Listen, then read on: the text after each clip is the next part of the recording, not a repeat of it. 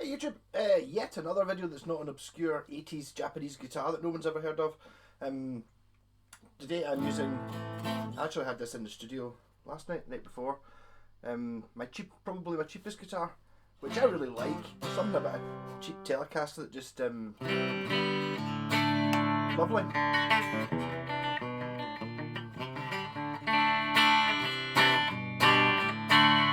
I didn't have the option before you ask. It does have the Fender logo on it, but it's not Fender. Just a cheapie. So this video, pedals, which I am not. If you've watched these videos before, I love to slag off pedals. I don't like them. Not. It's just a lot of the music I like doesn't really have, or it doesn't appear to have pedals in it. And I went through a stage of when I was trying out for bands, probably 15, 20 years ago. And I was trying out. I left the band as a bass player and I tried out for like 20 in a couple of months. I got into every single one, so that's why my confidence went through the roof. I play the way I do now. But the number of people that had these big multi-effects units, and it's like they were just not. They were playing the effects. They were just playing one chord, and it was just all this, and they would always be complaining and fidgeting with it. It's just like you don't need. It's kind of tainted me against pedals. But recently, when I say recently, I mean probably about 2 years ago. So for forever, I basically used to play through my Sovtech, which is this amp here, which is kind of like a Marshall JCM 800 type thing, and I had it running through a cabinet, which you can't see now. It's in below there. It's like a 2x12 cabinet. And the problem with this is though it sounds amazing at volume, but at quiet volume. Well, it's got two inputs. It's got a high input and a low input, and the low input kind of just uses half the amp. It's not like the high and low you normally get. It's just a sort of half volume type option, and it was sort of clean. So I used to use my rat pedal. So I've always used a rat pedal to get the distortion, and never any other pedals. But now I've got I've kind of, it's not really upgraded. I bought a more sensible sized amp for in the house. This one here. This one actually does everything I would want it to do without any pedals. It's a 15 watt, and that's a 60. It's got a built-in 10-inch speaker, but since I bought this crazy looking cabinet, I've been plugging it into it just because it's there. Sounds pretty good in its own, but more is better. So yeah, as you can see, I've got my. Yes, you can see it. I'm not going to zoom in or shit like that. So here's a big massive pile of pedals that I accumulated. I started off by buying a phaser because it only had one knob on it, just to see what happened, and it was like it was a tenner or 12 quid or something stupid. So what I'm going to do is I'm going to run through them. Just save you doing what I did. I basically bought them to see what it was they did. I wanted I sort of knew what a chorus pedal was, but never having played through one, I didn't know what it was. So going in on the top, I've got a tuner. That is the one pedal I will always use. My live rig consists of a tuner and the Sovtech. Then a compressor, which is hard to explain what it does, but I'll play through it. Then a cheap copy of a rat pedal. I've got a real rat pedal, but I started using the small one just because I couldn't tell the difference between it. Right, and then I've got a fuzz pedal, and then I've got another fuzz pedal because I decided I like fuzz pedals. I've got that phaser I was talking about. I've got a chorus, a tremolo, and a delay. And on the bottom I've got a Washburn stack in the box, which is just a sort of distortion-y pedal, and a flanger. And I've got a foot pedal here, which changes the channels on the amp. And it adds in, it's got a reverb button as well. So if I kind of start off with, this is me just, all these pedals are true bypass, apart from the two that are on the floor, which I've built a true bypass loop box pedal thing for anyway, so they're not affecting the tone when they're not on. So this is me clean channel on this, 3 speakers, bridge pickup, bridge pickup, both pickups.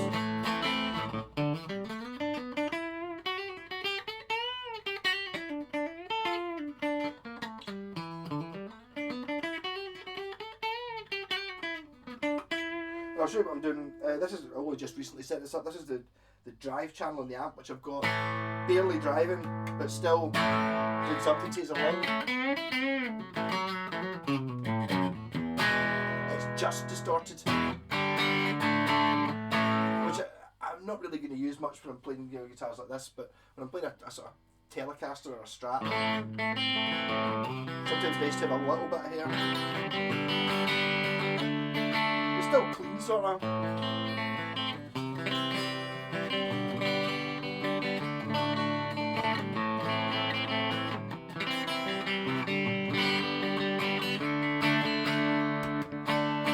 would like to have just used that on its own, but I use my loop pedal, which I forgot to mention.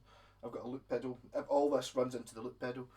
But what I discovered with the loop pedal is if I'm using my distortion on the amp, and then the guitar goes into the loop pedal, it means that I can't. Do you know what I mean? The guitar, if it's the loop pedal, would be before the amp, so I wouldn't be able to have a clean track with a distortion track on top of it without using a pedal. So that was why I ended up having a pedal, and then, long story short, basically I got a power brick thing, which is like a distributor for power cables. So it had power cables, and what that did compared to having one of the individual things which I used to have the rat pedal on was noisy as hell. And then I started using this power brick thing, and the noise just went away, and I could run all these pedals with less buzzing and noise than I was getting before with one rat pedal and obviously shit wall-wart power adapter. Now, I didn't realise it was shit at the time, but so obviously everyone, I think they call it an isolated power supply, makes a huge difference. If you want to have lots of pedals, get one of them. Yeah, so that was me messing about with my clean and distortion channel. This is reverb.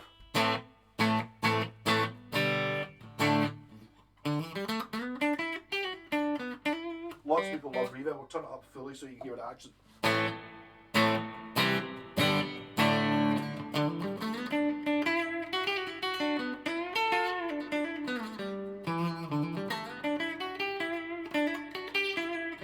Which has got its place. I don't. It has to be in sort of half, sort of quite usable, but it does make it. You notice it more when you turn it off than you do when you turn it on. Yeah, so that's yeah. Not.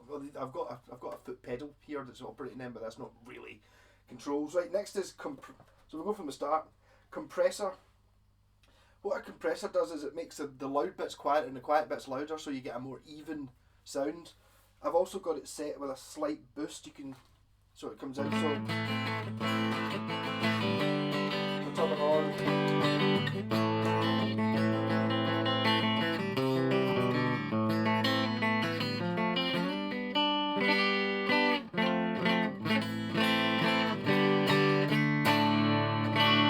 So it doesn't sound like I've got an effect on. It just sounds a wee bit fuller and better.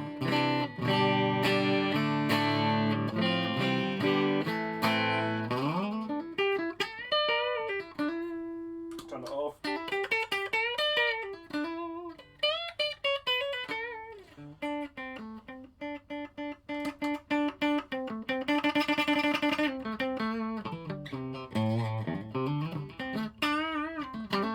It's not a very rock and roll pedal, a compressor, because it's basically there to sort of make your mistakes sound less obvious. But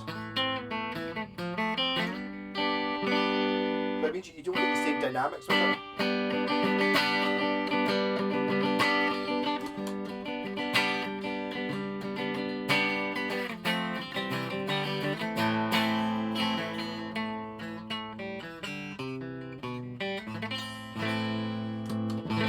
I did have a Marshall pedal called Edward the Compressor because I liked the name, and sometimes I buy pedals just because it's got a cool name. And it was basically I didn't notice it really being any different from that. That's a Bellcat vintage compressor, and I don't know if they make them anymore, but it's just your cheapy ones. I think they're about maybe 20 quid new. I actually bought, after I bought my face pedal, I decided I'm going to give some more pedals I've got, see what I can get for cheap, and I think I paid 25 quid for the Bellcat. So I've got the delay, the tremolo, the analog, chorus, and the vintage compressor for 25 quid or something like that. You know, they were worth buying just to see what it did, just what it did. So you might get much better ones, but I didn't notice the difference between this one and the Edward the Compressor, which I just sold.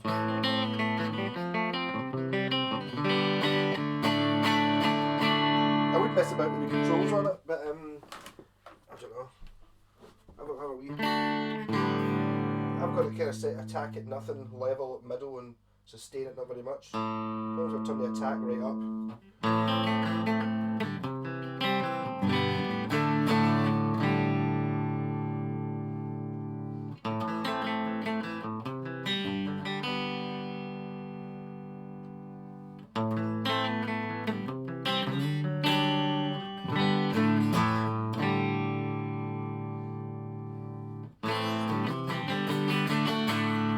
so I'm not really going to bother fidgeting about with that too much.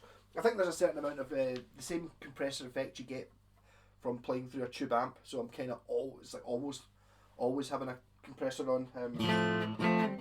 A bit.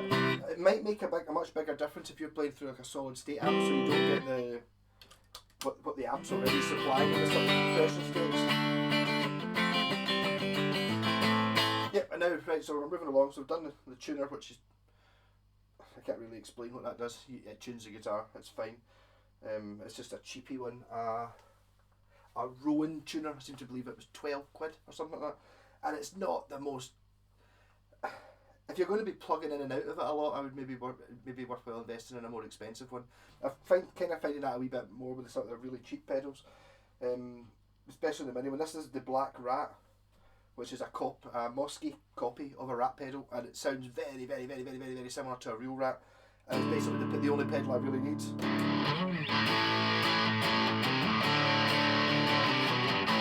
Sometimes it sounds really harsh and a bit too heavy metally.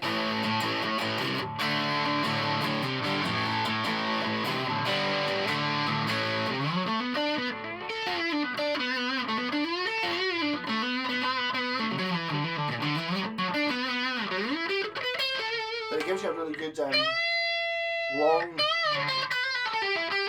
sustainy, creamy, talky type sound.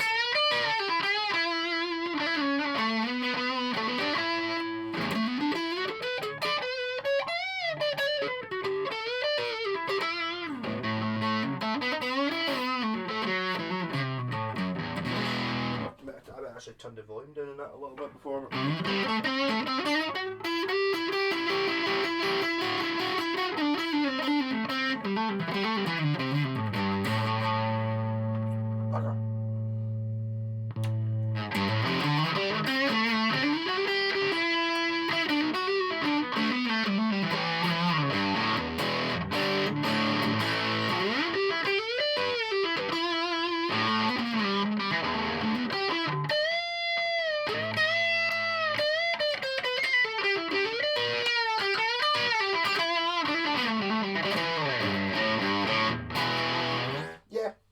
So, Mosky Rat, great pedal.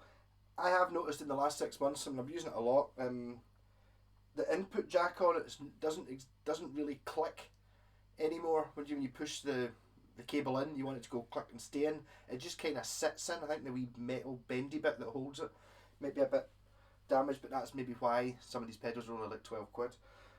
Next one along is a fuzz pedal, which basically I bought because it was really cheap. It was £16, brand new, twin note. I did a review of it, really nice pedal. It's basically just a little bit more than the Rat, a bit noisy when you're using single coils.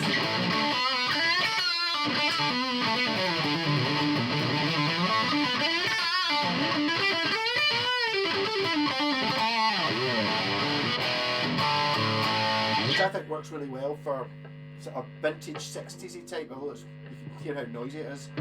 Maybe just because I'm standing so close to the amp. Well, it's still pretty noisy.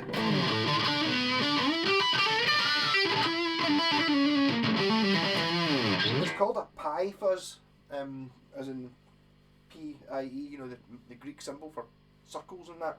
But which would make you think it's a copy of a Big Muff pie, but I don't think it is really that much of a copy of a Big Muff. Someone told me it was very similar to the Sabra to Cadabra Black Sabbath pedal, but I mean I don't know whether that's just because it's the same colour and it's got the same 4 knobs on it. But it's kind of only got one sound. That's maybe the gain at full, so if I turn the gain to half it probably makes less noise.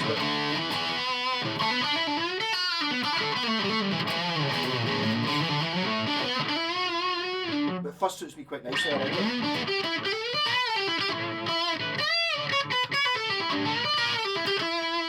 Yep, moving on, I've got Gojira Effects, which is my only boutique pedal. The reason I bought that, 2 reasons. One, it's made in Largs, so I thought that's pretty cool, getting something that's a bit more homegrown. And the second one is, which you probably can't see from that unless you've got a really big telly, it's got Arnold Schwarzenegger on it as the Terminator, and his eyeball is the power light. So that was enough for me to, when I saw that, it came up on my Facebook page and it was like pure, oh, I have to have that pedal, and it was like, what kind of pedal is it? The fuzz, alright, okay. So it's only got one knob on it. I think it's called a Meat Boy. I think it's called a light Meat Boy, which is going to sound kind of similar to the tremolo. Nice creamy, good sound.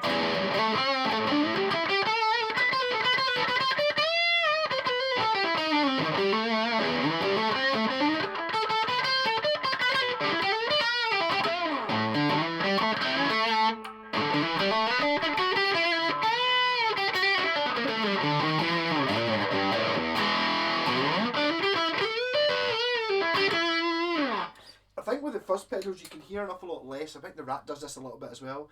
You can hear an awful lot less of the subtle differences between different types of guitar. You know, if you're playing through a fuzz pedal, this Telecaster will sound like that spiky number sort of thing to a certain degree. You can definitely tell the difference an awful lot more when you're using like the lower, when I'm using my sort of clean and slightly not clean channel. You can hear it an awful lot easier. Yep, so got my first pedal I bought, the first what I would class as an effects pedal. It's a phaser. It's only got one speed on it. It's got one knob on it, which is speed. So it kind of goes sort of thing.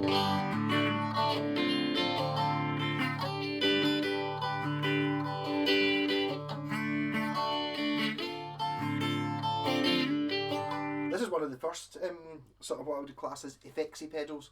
And as soon as you buy one of these and start messing about, you start hearing it in all these records. Judas Priest used it all the time, and you can just hear it everywhere. I put my Rat pedal into it. It's got a kind of. It works really well with that.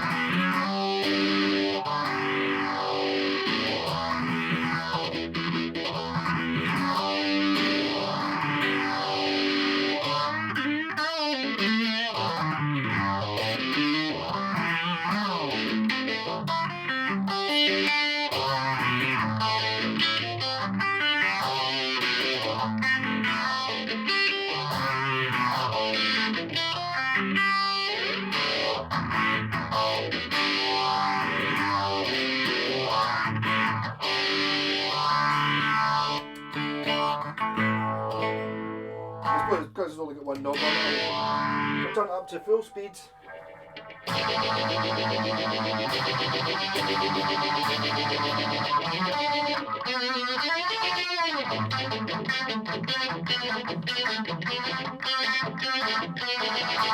Yeah, so I'll just keep that at half. A lot of the pedals when you turn them up full bung kind of have that similar sound of just being too much. Right, so next is chorus, which is an effect I always hated. This is another one of these Bellcat ones, which are just basically the cheapest ones you can buy. It's kind of like you recognise this from every 80s and 90s song that's got clean electric guitar in it. They'll just go whack the chorus up full bung. So you get this it almost sounds like a 12-string guitar, because that's kind of what a 12-string guitar is. It's like, you know, two strings that are the same. That obviously they're never going to be exactly the same, so you get that sort of slight chorusy effect of having two things playing the same thing. This kind of simulates that.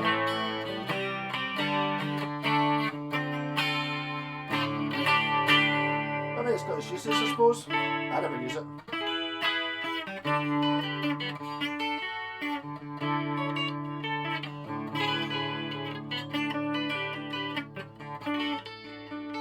Run the distortion pedal into it.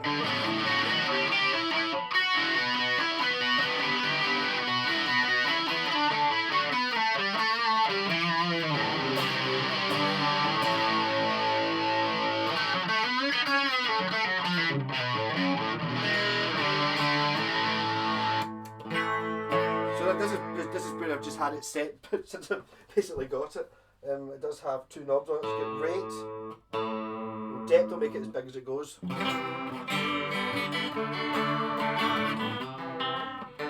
rate makes it go faster, I would imagine. Yeah, so there you've got your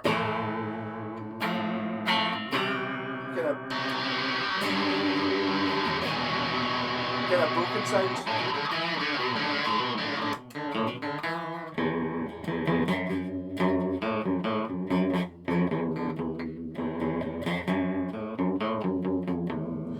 Maybe not even up as loud as that would be.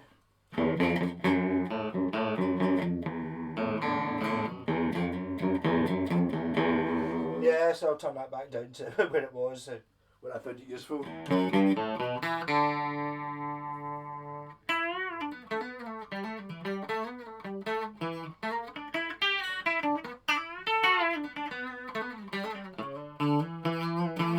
Right, moving along, we've got tremolo, which old amps used to have, and I never really found much of a use for it. Yeah. It's basically like doing that with the volume control.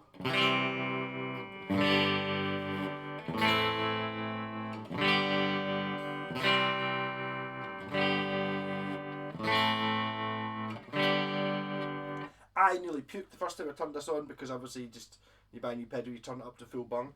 Everything, all the dials up to full, and it kind of cuts in and out, and it makes you feel a bit wobbly, a bit uneasy.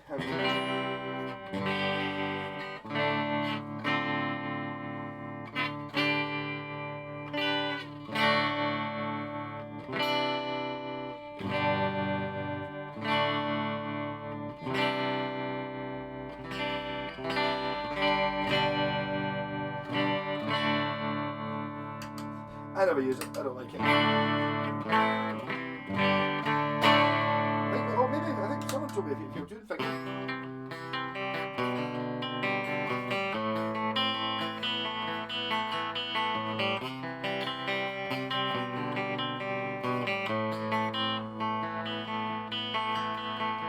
It does give it a sort of.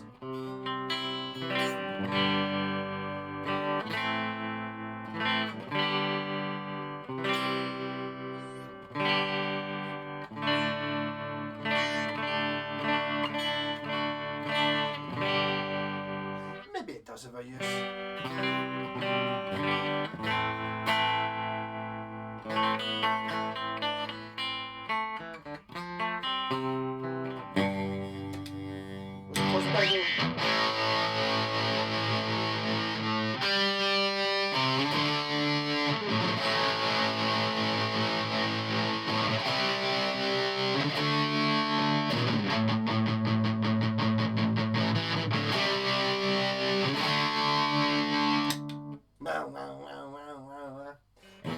Not my thing. Delay, which I never use either. So I've got this set at a really slow delay, which gives it a sort of, makes it sound bigger and not miles away from what reverb sounds like actually. You can hear it's kind of going. But this can be varied. You get an awful lot here. I'll see if I can find the chords.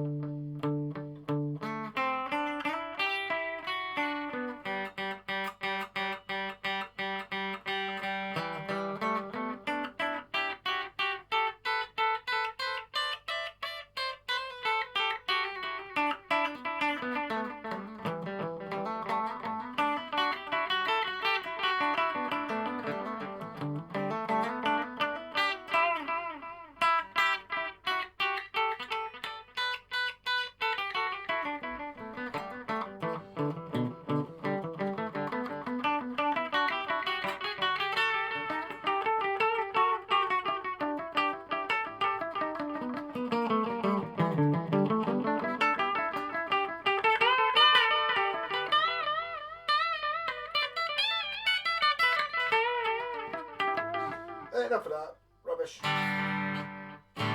get back to where I had it.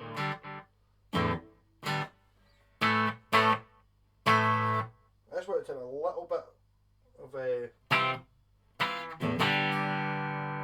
not doing anything.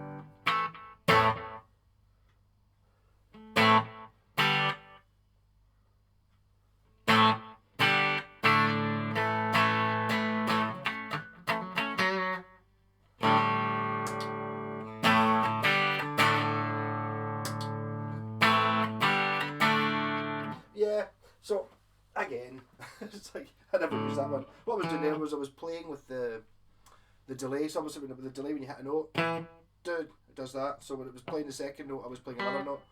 So instead of I was well difficult. It's now dying away too quickly. Time, repeat.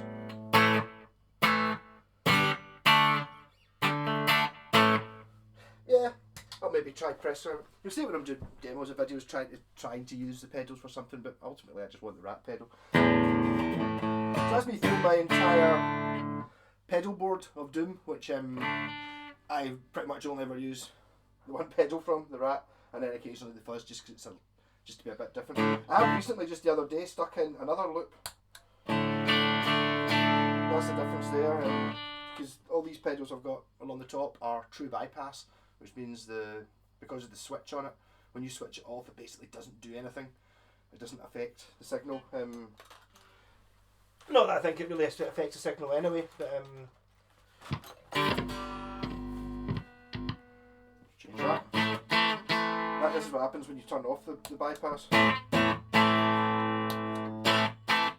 You lose a wee bit going through these two sort of 80s pedals. This one's a Washburn stack in a box, which is meant to sound like a Marshall stack. Which I quite like because it's a sort of different type of distortion from the fuzz or the rat or the amp distortion. A bit more grown up maybe.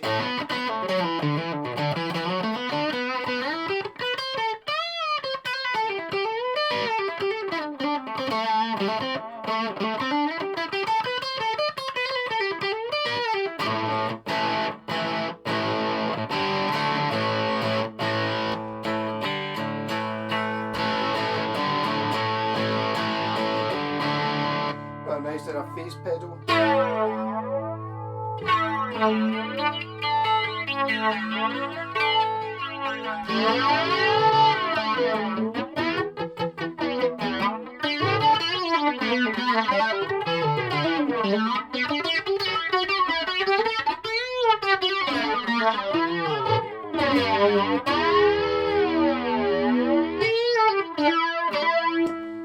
Don't know if I'll ever actually use that for anything ever.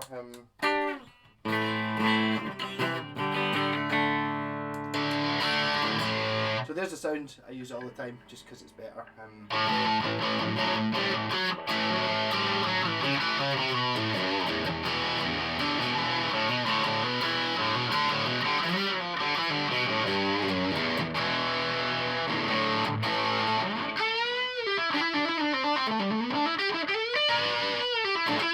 Hides up an awful lot of mistakes as a rat pedal.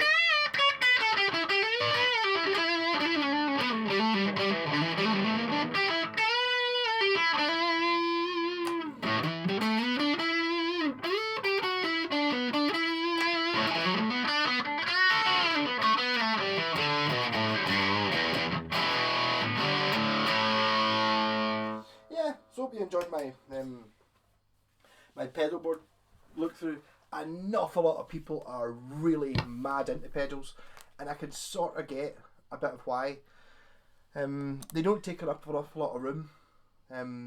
You can get really cheap versions of all of them. If you look on eBay and just type in like things like Coco and Mosky and things like that, you pick up this sort of start kind of, but occasionally you get one for like under 20 quid, but sort of 20 quid up you start getting, you know, a compressor or an EQ or a chorus, the delay, blah, blah, blah, blah. Reverb pedals are never that expensive, are never that cheap for some reason. I don't know, there must be something about reverb pedals.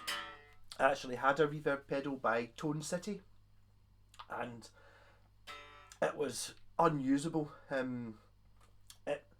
virtually the way I've got the reverb set up there, where it's on, but it's more of a sort of subtle thing.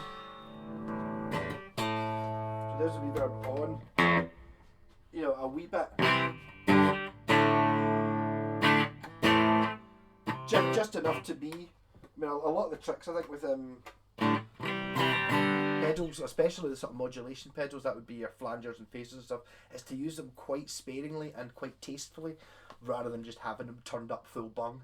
So it's just, you know, like you can, if you use it sort of subtly, you can actually get some great sounds where it doesn't sound like you're playing through a million effects. It's just got a slightly, oh, it's got a wee bit of an interesting thing to it. The danger with a lot of these pedals, especially see your big FX board things, which I hate. I've just got rid of one actually, because the presets that are on these things are designed for somebody going into a guitar shop and going, oh, what does this do? So all the presets are all absolutely maximum. Oh, you want a sort of spacey chorus sound? This is as spacey chorus you get. So it's just like whoa. Whereas actually, what you would actually use if you were recording, you would be turning a lot of the dials down a lot. So you really have to make your own presets. I mean, I understand why they do it. Obviously, there's no point in them showing you the new chorus pedal. And it's like, oh, you can hardly hear it. It's like, yeah, that's where you would actually use it. You want to see what it's like at full bung.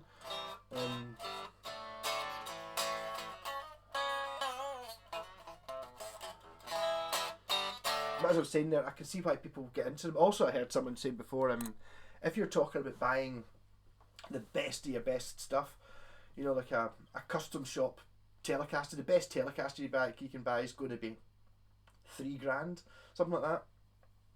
The best amp you can buy is going to be $3,000. The best distortion pedal you can buy is about £200.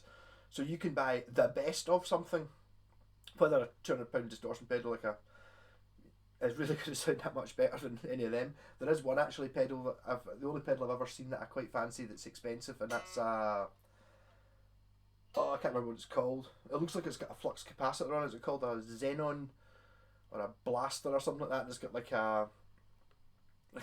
an electron thing that blasts lightning bolt between two contacts in it, and it sounds totally like a lightsaber. And it's like pure ho, but they're 200 odd quid. I think that might even be 200 quid second hand. So I might, if I was ever going to buy an expensive pedal, it'd be that one. But all the rest of them are just.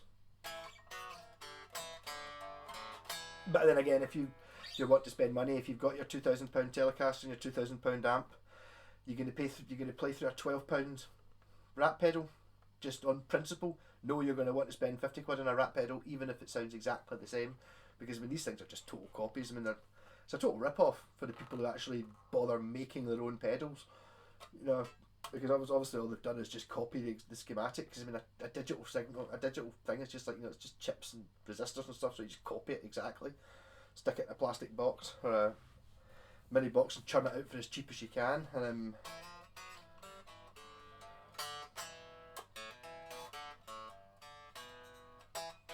yeah, but I'm really enjoying this guitar. Funny how I can have expensive guitars, you know, some very, very, very good guitars, and still there's something about a wee cheap Telecaster that's been set up nicely. I mean, I smuggled this back from China in my suitcase, but it's just a lovely guitar.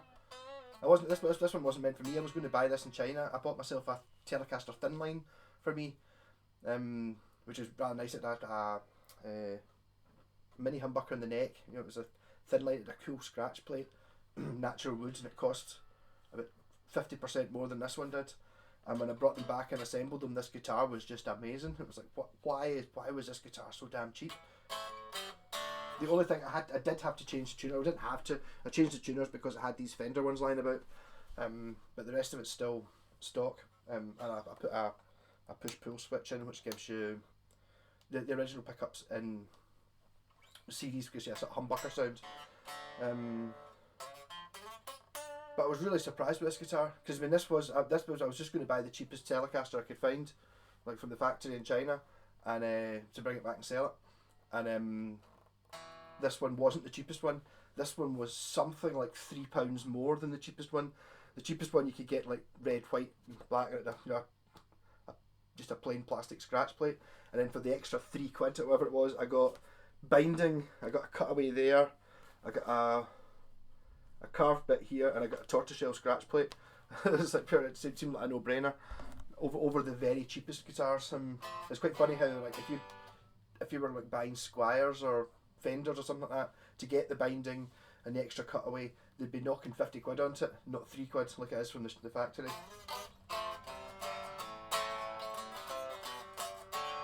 And funnily enough, my girlfriend did actually, when she came over after that, she knew that if she bought me a Telecaster, I would keep it and have another Telecaster, so she bought me one exactly the same, apart from it didn't say Fender on it. She managed to get it without the logo, and it was exactly the same. It was just as good a guitar, so I don't know what it is about this particular model, or whether I was just lucky that I happened to get two, or whatever, but this turned out to be absolutely smashing. As I said, I had it in the studio last night, or the night before, and it was lovely. It made me play an awful lot more grown up. I think the whole band was sounding an awful lot more sort of arty, more Jules Hollandy. When you're sitting there playing sort of well thought out structured chords and stuff, rather than turning up with a spiky thing and just I was being a bit subtle.